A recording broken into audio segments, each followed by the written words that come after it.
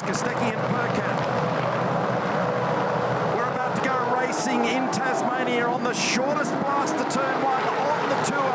And Feeney gets power to the road beautifully and has authority over Cam Waters. Percat drops into 3rd position. The congestion through turn 2 is extreme. The cars will slip and slide out turn 3. They're all trying to energise their tyres and brakes as they make the run up into turn 4. Feeney covers down the inside. They're all driving up the white line on the left side of the road. And there's contact and a squeeze for the Shell car. And 3 abreast now, coming out of turn 4. They got through there okay. I was looking for Will Brown to make sure that he got through there without any drama. He's still being listed as 16th. He's actually come up 1 spot, so I think he got out of turn 4 without any damage. Nice start, Brock Feeney. So he's executed the first important step in the process of securing a victory here. He got it off the line, he got it into turn 2, and he fended off all comers when they got down to the hairpin at turn 4. He leads at the end of lap 1 from the standing start with a standing lap time of a 57.2. Half a second margin over Waters. Bob Jane T-Mart's curb cam at turn 3 just shows you how much the cars are wriggling round down there. Waters up on the high line at turn 4. Here's the start, and that's the jump. Beautiful jump there by Brock Feeney. And the secondary part of the start was probably a little bit better by Cam Waters. That was the little bump that I said over the rise between Feeney and Waters. But at the end of it, they got through there without any drama. So watch this, the 2 phases. First phase, brilliant. Brock Feeney makes it walk. Second phase, a little bit too much wheel spin and straight down there. A little bump there, no drama between the 2 of them, no steering damage. Nice respect between Brock Feeney and Cam Waters. Got through there very nicely. Now on board, this is the normal concertina stuff that we see. And they're all run to the inside, but then plunging down the outside was James Golding, and then they end up with the cars all parked together on the way out. They were 3 abreast on the way out of turn 4. So nice manoeuvre, but when everyone is conservative on the inside of turn 4, often the one down the outside, it's a bold move, but you can make a few positions. This is Matt Payne now, who gets bumped. As those tyres degrade, that'll become a bigger challenge trying to get through their flat. Trying to sneak up the inside. Will Brown on Aaron Love, and he's done it. He's trying to take Thomas Randall with him. Nice work, speed-wise, from Aaron Love. In qualifying earlier today, we threw a question mark over him with that departure out of the pit lane, but there was no issue. And in fact, James Golding, who was the other party in that, said that he didn't get balked, and that was the reason why there was no intervention from the driving standards advisor, Northern Stewards. Oh, a little bit of contact here through turn 6. Jackson Evans trying to get up the inside of Aaron Love. Some hip and shoulder involved in that one. And the problem is that he's out on the grass, and it's tippy-toe, and gets it back onto the racetrack. Just rescues it, and he cops a whack in the process from Macaulay Jones. So the minute you end up slightly out of phase, it's easy to get your ears boxed, and that was a moment then for Davison, who did make contact with the wall on the outside. So he lost about 8 spots or 9 spots there. Aaron Love, who had his best qualifying performance. Now, Will was just going to repay the favour. Will was just going to wind him wide and offer him up to the fence on the right-hand side. As to whether or not you need to pluck one of those lead cars out of this group now, put some tyres on it, but they'll need to do the math on where that inserts him back into the field. Larko? Yeah, and Crompo, both you and I talked about it earlier, this overcut strategy. The Red Bull guys just jumped then, right? So they're obviously conscious of what's going on. But if you go early now, you could then say Waters, for example, watch as you go. No, Waters is coming in. Well, there you go. So, good move by Red Bull staying out.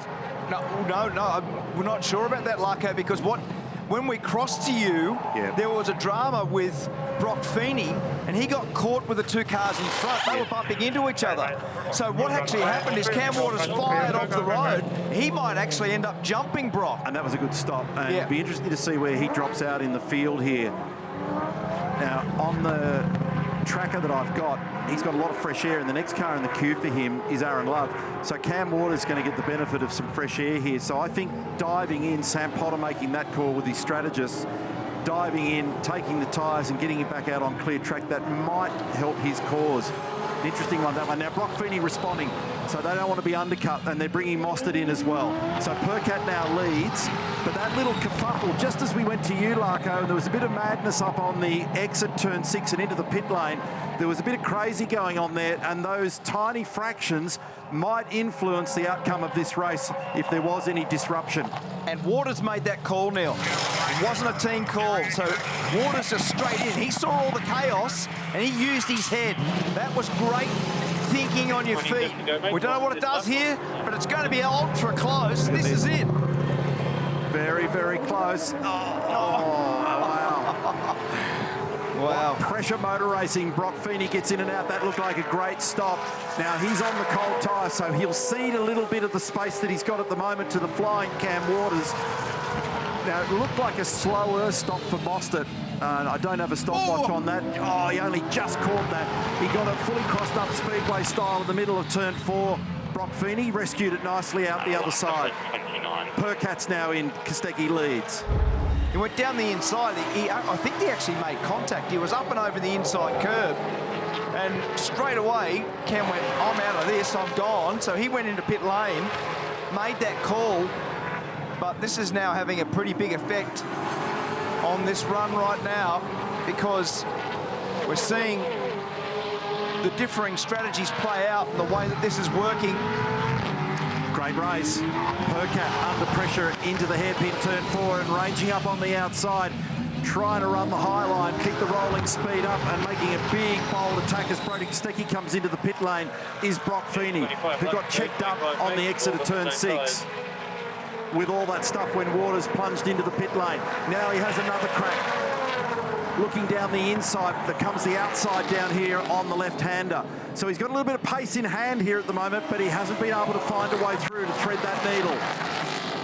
Di Pasquale in as well with Brodie. Scafie, I don't want to continue to bang on about the overcut, but I will. Garthan was exactly right. That was a fantastic pit stop. But Nick Percat just overcut Waters and Feeney. Here they are. Here's the three boys here. Here's the race, right? We go along. We get to lap 25, 26, 27. That's Waters' pit stop. Feeney overcuts him. Then Percat overcuts the both of them by stopping later. They go out on cold tyres, struggle around. He's banging out really good laps on warm tyres. Bingo. That coupled to a great pit stop, leading the race. Great strategy. Watch out for it tomorrow. Register it. Overcut. And he's closing down on this battle. And he's got a couple of real strengths here at the moment. One of them is up in this area, so that extra grip's helping him under brakes into the run for turn 4. He's able to take a shallow line through there. You could just see from that shot. And then he's firing out the other side as well. So he's got a tiny little bit of margin. Can't burn the tyres off it.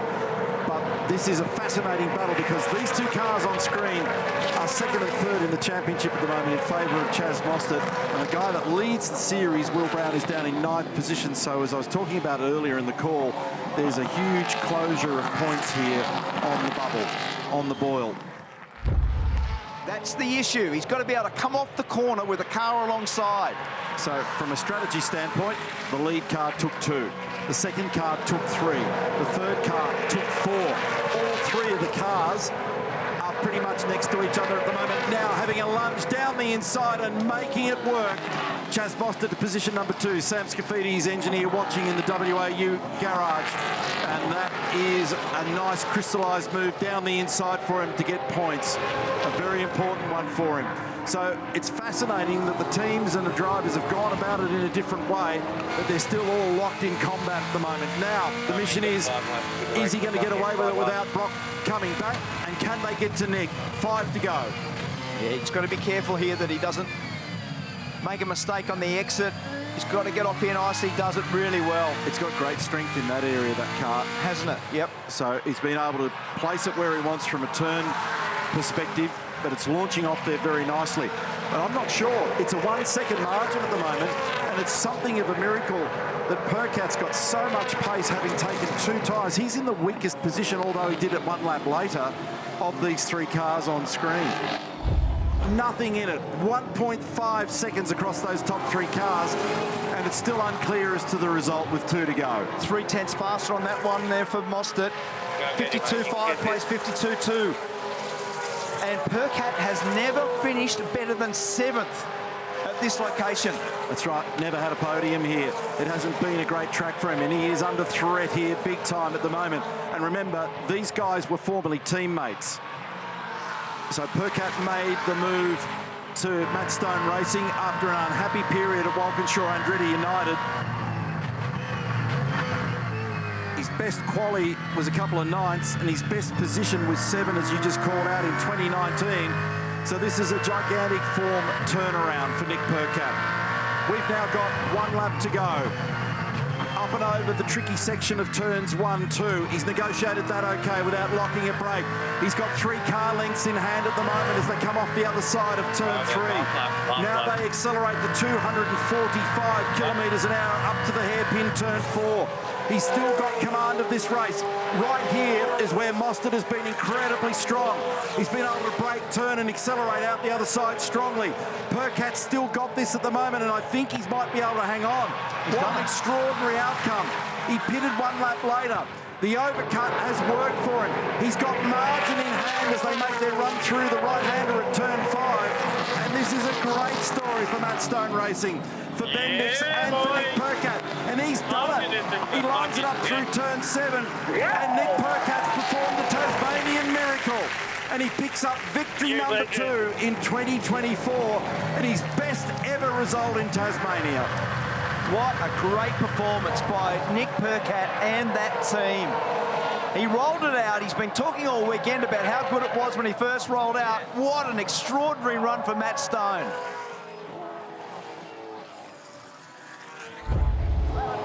"35 years of age, Nick Percat lights up the rear of the Bendix car, and he came into the weekend with a victory, 2 top 5s, 11 top 10s. And on that unofficial results board there, he's confirmed as our winner with a 6/10 margin over Chaz Mostert. Threw everything at it in the closing stages. Great race mark today for Brock Feeney, also getting on the podium. I love the fact that you've got 3 different strategies across the top 3 cars, and the margin at the end of it was a whopping 1.1 seconds for 55 laps of racing. Exactly, and that's the way that we love it. We also like it as a longer race. There's more strategy calls that are part of the whole strategic battle that we see week in and week out.